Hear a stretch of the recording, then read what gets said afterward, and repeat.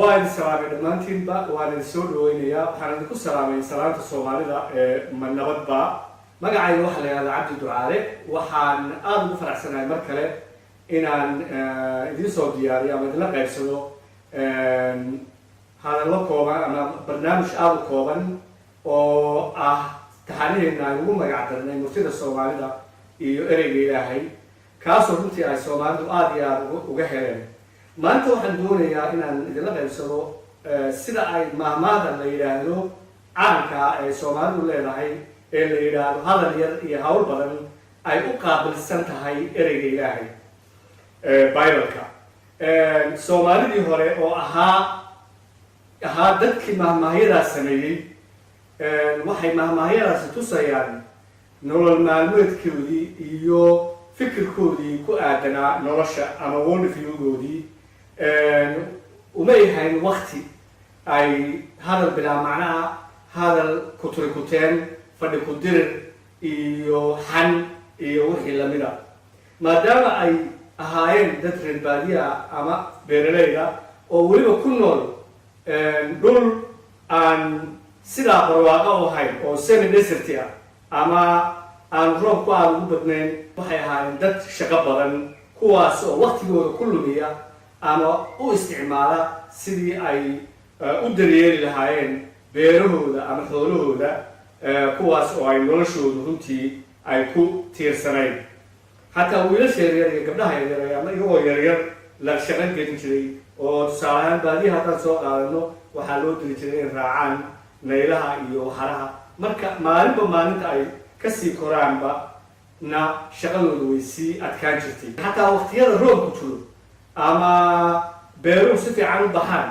ama ay ku tilmaamaan barwaaqada dadka soomaalida ahi uma yahayn waqti ay ku lumiyaan bilaa macneen ama hadal bilaa macnaa laakiinse waxay ku lumin jireen waqtigaa in intii la kala maqnaa tusaale ahaan reer baadiya reerba meel buu u guuri jiray intii la kala maqnaa in dadku meesha ay soo wada degaan iswaraystaan inay isbartaan mar kale inay qofkii guursanaya uu guursado inay xalliyaan wixii conflict ama maxaa la yidhahdaaye khilaaf ee bulshada ku jira ka dhex jira inay isu sii diyaariyaan waqtiyada adag ee kusoo fool leh ee jilaalka iyo abaartu ay imanayso waxay hadalka bilaa macnaha ama hadalka badan u haysteen waqtiga inuu ka luminayo qofka hadalka badanna waxay u haysteen qof mashaqaysta oo waqtigiisana ka luminaya dadka kalena waqtigooda ka luminaya qofkaas oo aan lahayn qof xigmad badan oo aan hadalkiisa waxba laga soo qaadanayo ahaa dadku way hadli jireen oo anigu soomaalidu ma hadli jirin kuma lihi laakiinse hadalkoodu wuxuu ahaa hadal ku salaysan xigmad wuxuu ahaa hadal leh pointi ama meel ku aadan wuxuu ahaa hadal aan badnayn xanta iyo kuteenta iyo fadhi ku-dirirka waa qofkii isticmaala wuxuu ahaa qof layaso oo aan la soo dhaweyn waxay u badnayd qofka noocaasi inuu ahaa qof faqiira gaar ahaan marka uu yahay nin kaasoo xataa ay ku adkayd bulshada dhexdeeda inuu magac ku yeesho oo xataa ay ku adkayd inuu lala xiriiro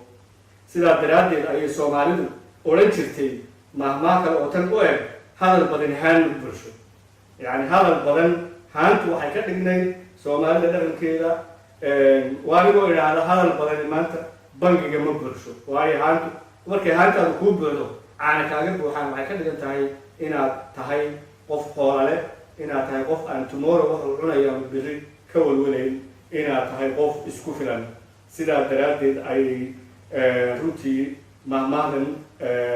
aada iyo aada ugu salaysnayd noloshooda ee aanay ahayn wax layska yidhi laakiinse soomaalidu maanta sidaa mayay sameeyaan waxaad arkaysaa soomaalidii dhalinyaradii weliba maanta waddanka dhisi lahaa iyagoo meelo badan oo magaalooyin badan oo soomaaliya iyagoo xaynxayn u fadhiya makhaayadaha iyagoo ku mashquulsan fadhi ku-dirir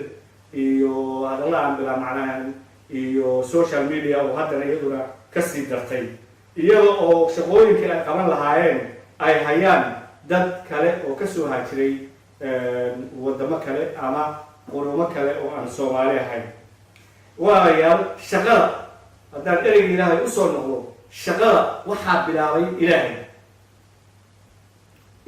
أي شغلة بلاوي آيات أقوه الرئيسة إرجع إلهي بايبل وحا أي كتوسيسا إلهي وشقينه آيات داس كتاب كبلوي توراة كتب كقوات آيات كقوات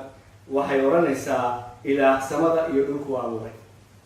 taasi waxay ku tusaysaa ilaahay inuu yahay meesha ay shaqadu ka soo baxdo wax kastoo ilaahay ka yimaadaana waa wax uu isagu raalli ka yahay uu innagana nala doonayo inaynu samayno ilaahay 6 maalmood buu ku abuuray adduunkan maalintii 7aadna waxba muu samayn oo wuxuu ka dhigay maalin nasasho marka shaqada iyo nasashaduba waxay ka yimaadeen ilaahay wayna isku dheelitiran tahay aadan iyo xaawo waxaa lagu yidhi ilaahay ku amray markii uu sameeyey tarma oo dhulka ka buuxsana oo maamula xoolaha iyo waxa badda ku jira iyo haada hawada ayaa lagu amray waxa taasoo ay macnaheedu ka dhigan tahay inay shaqaystaan ciise masiix ayaa wuxuu ereyga ilaahay sida injiilka ku qoran yooxana cutubka 5 aayadda 7 ku yidhi aabbahay tan iyo iminka wuu shaqeeyaa aniguna waan shaqeeyaa waqtigaas ciise masiix wuxuu bogsiiyey maalin sabtida yuhuuddu way nasan jireen nin 38 sano jiran oo macbudka hortiisa fadhiista oo in loo duceeyo u baahan ayuu ciise masiix yidhi ayuu bogsiiyey markaas yuhuuddii nimankii farisiinta ah yuhuuddii towreedda mas-uulka ka ah ciise masiix kasoo jeeday ku qayliyeen sidee baad sabti u bogsiinaysaa qof jiran maantoo kale lama shaqeeyo markaasuu ciise masiix ugu jawaabay aabbahay ilaa iyo iminka wuu shaqeeyaa aniguna waan shaqeeyaa walaalayaal markaa shaqadu waxa weeye waa wax sharaf leh waa wax ilaahay naga doonayo waa wax ay tahay inaynu uu ilaahay noo abuuray inaynu faa'iido inaguna isu keeno bulshada aynu ku nool nahay nagu keeno adduunkana aynu maamulno shaqadu waa adro shaqo noocee shaqo oo dhan oo ilaahay raalli ka yahay ayaa loo baahan yahay inaad qabatid ereyga ilaahay bibleka kitaabkii maahmaahida nabi sulaymaan cutubka 14 aayadda 23 waxaa ku qoran hawl kasta faa'iidaa ku jirta laakiinse hadalka bishmuu wuxuu keenaa caydnimo keliya hawl kasta ilaahay agtiisa qofka ninka doctoorka ee dadka daweeya iyo maxaa la yidhahdayay qofka nadiifiya jidadka ilaahay agtiisa ayay isaga mid ba yihiin waayo labadooduba way shaqaysanayaan oo waxay soo saaranayaan si daacada quutulyoolkoodii masiixiyiinta walaalayaal waxaa lagu dhiirigeliyay iyaga laftooda inay shaqaystaan oo shaqo badnaanta bibalku aada iyo aada ahli cusub ayuu ugu dhiirigeliyay inay shaqaystaan oo hadal yaraadaan kitaabka Tesalonika koowaad cutubka 4 aayadda 11 waxaa ku qoran waa inaad dadaashaan inaad nabdoonaataan oo dantiinna ku joogtaan oo aad gacmihiinna ku shaqaysataan sidaan idinku amarnay inaad sida idiin eg ugu socotaan xagga kuwa dibadda idinka jooga oo aydnaan waxba u baahan masiixiinta hadda waxaa lagu gubaabinayaa inay shaqaystaan oo ay arrimahooda raacdaan oo ay weliba si dadaal leh oo weliba aan ahayn istus u shaqeeyaan si ay tusaale ugu noqdaan dadka aan ilaahay aaminsaneyn waxaa kaloo masiixiinta lagu dhiirigelinaya inaanay qofna u baahnaan laakiinse iyagu ay gacmahooda ku shaqaystaan meel kale bibalku wuxuu kasii gudbayaa kitaabka Tesalonika labaad cutubka 3 aayadaha 10 ilaa 12 ereyga ilaahay wuxuu ku oranayaa waayo xataa markaan idinla joognay waxaa qoraya rasuul Boolos oo ka tirsanaa rasuuladii Ciise Masiix ama xawaariyiintii wuxuuna u qorayaa kaniisad uu ka aasaasay reer Tesalonika oo ahaa gobol ka tirsan Greega wuxuu ku leeyahay waayo xataa markaan idinla joognay waxaan idinku amarnay mid hadduusan doonayn inuu shaqeeyo yuusan waxba cunin laakiin waxaan maqalnay inay idin dhex joogaan kuwa aan si hagaagsanayn u socda oo aan inaba shaqaysan laakiin axwaalka dadka kale farageliya kuwa caynkaasa waxaanu rabbi Ciise Masiix ku amrayaa oo ku waananaya inay xasiloonaan u shaqaystaan oo kibista gacmahooda cunaan oo canaananaya waayo marka aadan shaqaysan waxaad haysaa waqti badan baad haysaa dadkii baad u fiirsan arrimihii dadka kale aad faragelin shaydaan kuna wuxuu ka faa'idaystaa gacmaha aan shaqaysan ayuu ka faa'idaystaa marka ay halkan wuxuu leeyahay ilaa heer wuxuu gaarayaa qofka aanan shaqaysan ee xoogga leh yuusan waxba cunin shaqada walaal waxaa loo arkaa ama baybalku u arkaa si kale oo ilaahay lagu caabudayo kitaabka Colossae cutubka 3 aayadda 23 waxaa ku qoran wax alla wixii aad samaysaan xagga qalbiga ka sameeya sidii idinkoo rabbiga u sameynaya oo aan dad aawadi u sameynayn marka walaal haddii aad shaqadaada adigu shaqaysanaysid oo dukaan aad leedahay joogtid ama kambani aad leedahay ka shaqaynaysid ama haddii aad qof kale u shaqaynaysid ama haddii aad dowlad u shaqaynaysid waxaa muhiima shaqada inaad u qabatid si daacada si ugu badan ee ugu xooga badan ee aad karto adigoo ilaahay eegaya iyo raalli ka noqoshadiisa inaad ilaahay u shaqaynayso ee aadan u shaqaynayn qof bini aadan marka baybalku wuxuu shaqada u arkaa inay tahay nooc kale oo caabudaada ilaahay ah shaqada in laga fahmo maaha waxaa baybalku ina barayaa inaynu ka bilowno wax yar meel baybalka waxaa ku qoran tahay kii wax yar aamin ku ah ayaa wax badanna aamin ku ah marka soomaalideenu waxaynu rabnaa sida aan mar hore cashar hore ku sheegay inaynu